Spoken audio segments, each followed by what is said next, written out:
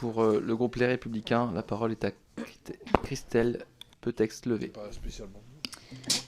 Merci Monsieur le Président, Monsieur Sobo, merci pour ce temps d'échange. Nous sommes bien d'accord, l'industrie française n'a pas attendu 2022 pour réfléchir et agir pour une sobriété énergétique. Les exemples sont nombreux entre les investissements pour aller au-delà des normes sur les émissions ou encore l'utilisation de la chaleur fatale. Comment parler d'une industrie française plus sobre énergétiquement si demain elle est anéantie ? La crise énergétique qui touche actuellement notre pays plonge des dizaines de milliers d'industriels dans des situations plus que délicates, pour ne pas dire impensables, voire irréversibles. Crise sanitaire, pénurie de matériaux, problèmes RH, désormais crise énergétique. Quelle pérennité d'une industrie française durable et solide ? 2022 devrait signifier relocalisation, développement, innovation.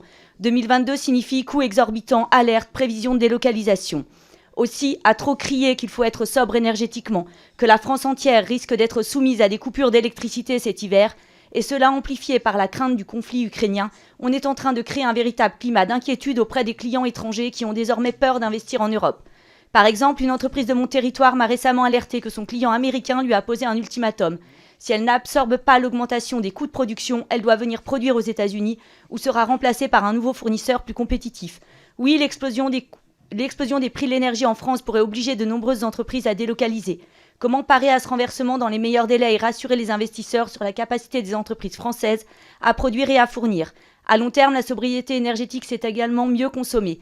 Les entreprises de l'automobile doivent évoluer et adapter leur production aux objectifs de la politique du tout électrique. Ce pari peut-il enfin évoluer ? En plus de toutes les questions d'empreinte écologique globale du tout électrique, pensez-vous qu'il est réellement durable d'encourager les passages à la voiture électrique ainsi que la mutation des entreprises du secteur, alors que nous annonçons déjà des coupures électriques pour cet hiver ?